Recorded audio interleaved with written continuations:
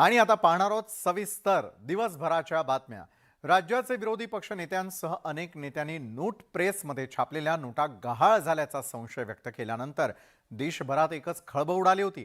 मात्र या सगळ्या आरोपांवर आता नाशिकच्या करन्सी नोट प्रेसकडून स्पष्टीकरण देण्यात आलंय। या संपूर्ण प्रकरणामध्ये काय घडलं जाणून घेऊयात आमच्या या स्पेशल रिपोर्टमधून। नोट प्रेसमधून खरंच कोटींच्या नोटा गायब? विरोधकांच्या टीकेनंतर नोट प्रेसचं उत्तर।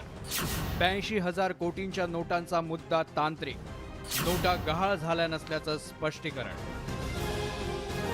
नाशिक, देवास आणि बंगळुरूमधील नोट प्रेसमधून छापण्यात आलेल्या 82,000 कोटींच्या नोटा रिझर्व्ह बँकेपर्यंत गेल्याच नसल्याच्या बातमीनं देशभरात खळबळ उडाली होती।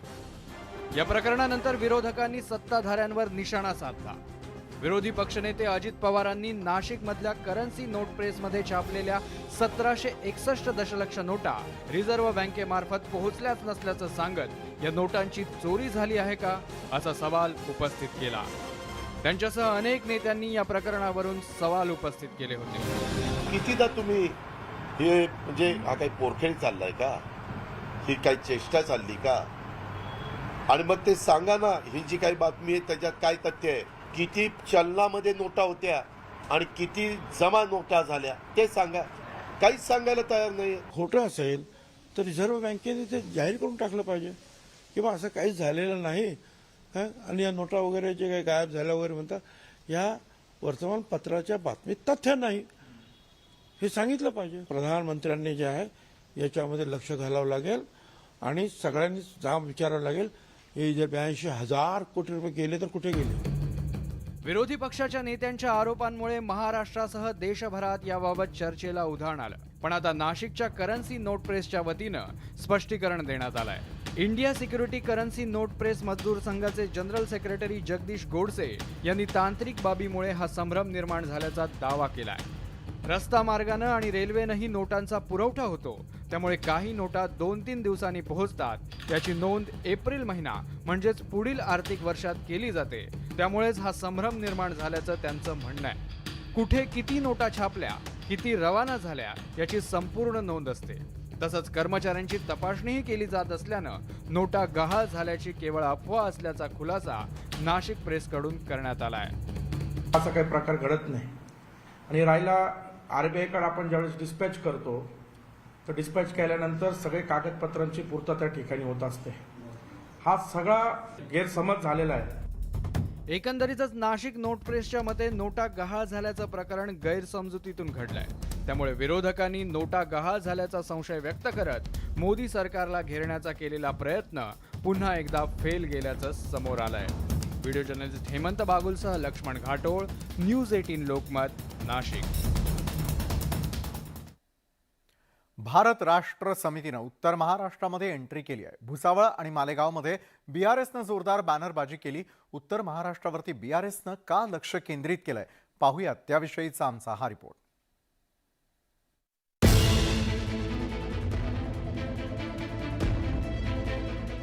अब की बार किसान सरकारचे बॅनर जागोजागी लावून बीआरएसनं उत्तर महाराष्ट्रात एंट्री केली आहे। तेलंगणाचे मुख्यमंत्री के चंद्रशेखर राव यांनी आता भुसावळ आणि मालेगाववर लक्ष केंद्रित केलंय।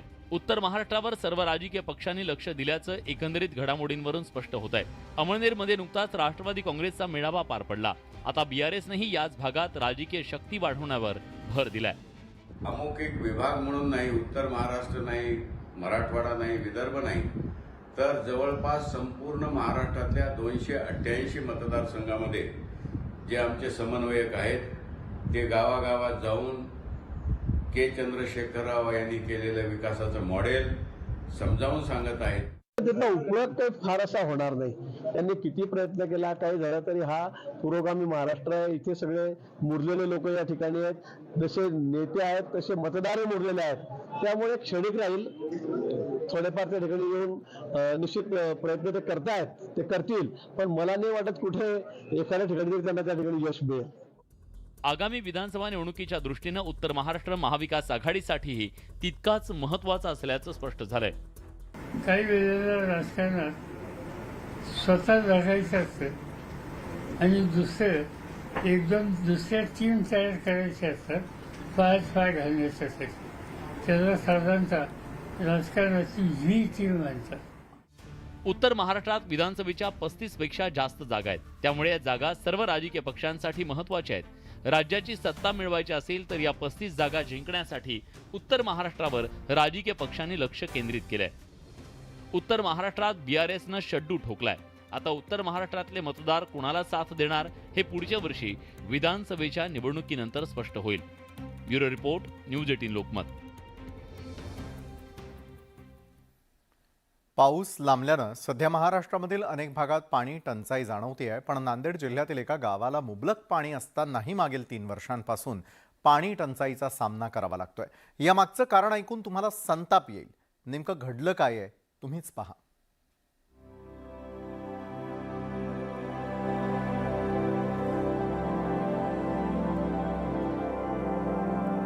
नांदेडच्या नायगाव तालुक्यातील गडगा गावात सकाळपासूनच ग्रामस्थांना पाण्यासाठी अशी भटकंती करावी लागते. शेतातील विहिरीतून, कुणाच्या बोअरवेलमधून किंवा मिळेल तिथून ग्रामस्थ पाणी आणतात. वृद्ध, महिला, पुरुषांपासून ते अगदी लहान मुलांनाही पाण्यासाठी वणवण फिरावं लागतंय. खासगी बोअर धारकाकडून 5 ते 6 हजार रुपये देऊन पाणी विकत घ्यावं लागतं. खरं तर गावातील पाणी पुरवठा योजनेच्या विहिरीला मुबलक पाणी साठा आहे. पण त्या विहिरीतून पाणी सोडणाऱ्या पंपचालक कर्मचाऱ्याचं वेतन ग्रामपंचायतीनं थकवल्यानं त्यानं पाणी सोडणंच बंद केलंय. किती झालं पाणी नाही, काय नाही. उग 5-4 हजाराचा नळ घेऊन त्याला पाणी नको, काय नको. विकत पाणी आहे. आतापासून आम्ही विकत पाणी घेऊन काय म्हातारे मरून जाऊ का कुठे बी. आता पाणीच नाही आमच्या गावाला. सरकारी नळ येतील म्हणून वाट बघल्या, खाजगी नळ घेऊन आल्या. 6-7 वर्षापासून आहे 6,000 देऊन वर्षाला. ते बी पाणी काही येळला नाही. सर काय करावं आता. गडगा गावापासून 7 किलोमीटरवरती असलेल्या टेंभुर्णी गावात पाणी पुरवठा योजनेची विहीर आहे. टेंभुर्णीचे सय्यद इस्माईल मागील 30 वर्षांपासून इथे पंपचालक म्हणून काम करतात. पण ग्रामपंचायतीनं त्यांचे 2 ते 2.5 लाख रुपये थकवल्याचं त्यांचं म्हणणं आहे. त्यामुळे जोपर्यंत पैसे मिळत नाहीत तोपर्यंत पाणी न सोडण्याची भूमिका इस्माईल यांनी घेतली आहे. मग तुम्ही मागणी वगैरे केली नाही का? हो, पुष्कळ वेळेस केली मागणी केली. काय तर मग काय म्हणतात? कशाचे देवा कुठे देवा पीडीओ साहेबापाशी गेले. ते आमदार साहेबांना स्वतः बोलले किंवा त्याचं काय निघते ते देऊन टाकून पुन्हा तुम्ही सोडणं गेले. अख्खं गाव पंपचालकाचे पैसे थकीत असल्याचं सांगतं. पण सरपंच मात्र पैसे दिल्याचा दावा करतायत. पैसे दिलं सगळं झालं. कोणाची? बंद आहे ना पाईपलाईन कोणती? पहिल्याची. अच्छा. कुठून गेले? पैसे त्याचे काही द्यायचे? काहीच द्यायचं नाही. 1 रुपया द्यायचं नाही. तू तर म्हणतो ना माझे पैसे बाकी आहेत. काहीच 1 रुपया बाकी नाही. जाऊन विचारायचं त्याला. सरपंचांचं आडमुठं धोरण आणि पंपचालकाचा हट्टीपणा यामुळे विहिरीला पाणी असूनही मागील 3 वर्षांपासून गडगाच्या ग्रामस्थांना पाण्यासाठी भटकंती करावी लागते. अनेकदा प्रयत्न करूनही पंपचालक आणि सरपंचांच्या वादात तोडगा निघत नसल्यानं आता प्रशासनानंच यात लक्ष घालण्याची गरज आहे. मुजीब शेख, न्यूज 18 लोकमत, नांदेड. एक नंतर आपण पाहताय दिवसभराच्या बातम्या. धाराशिवमध्ये विहिरीवरती काम करण्यासाठी आणलेल्या मजुरांना साखळ दंडानं बांधून ठेवल्याचा धक्कादायक प्रकार उघड झालाय. पोलिसांनी गुप्त माहितीच्या आधारे हा प्रकार समोर आणत 11 मजुरांची सुटका केली. हा संपूर्ण प्रकार नेमका काय आहे जाणून घेऊयात आमच्या या रिपोर्टमधून.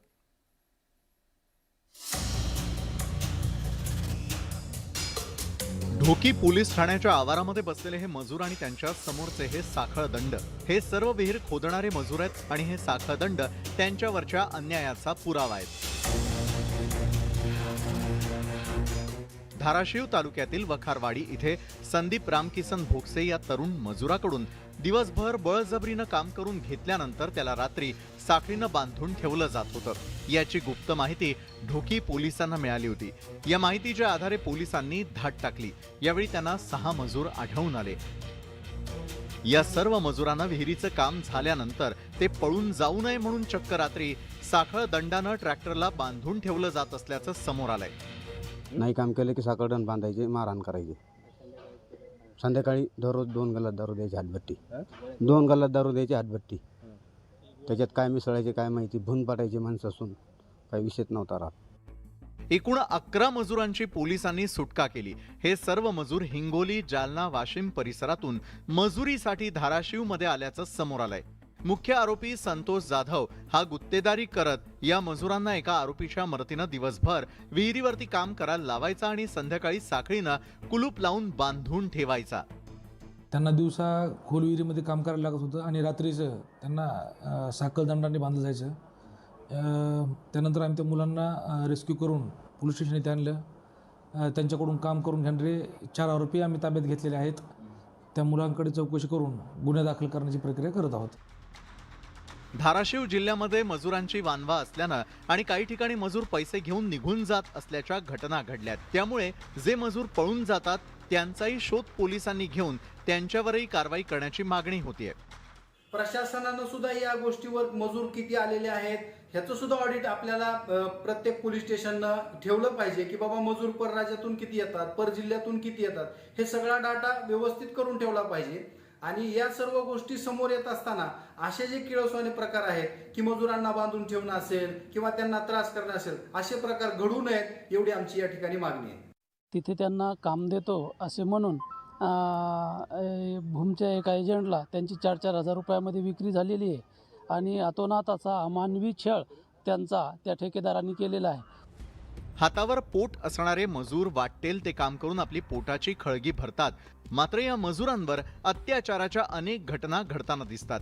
काही ठिकाणी मजूरही शेतकऱ्यांना फसवत असल्याचं पाहायला मिळतं, पण मजुरांना जनावरांप्रमाणे साखळ दंडाला बांधून ठेवणं हे माणुसकीला धरून नाही। त्यामुळे या प्रकरणातील दोषींवर कारवाई होण्याची गरज आहे। बालाजी निरफळ, न्यूज 18 लोकमत, धाराशिव। तर या होत्या संपूर्ण दिवसभरात आतापर्यंत घडलेल्या अतिशय महत्त्वाच्या घडामोडी। तर दिवसभराच्या बातम्यांमध्ये वेळ झाली इथेच थांबण्याची। ताज्या घडामोडींसाठी पाहायला विसरू नका न्यूज 18 लोकमत।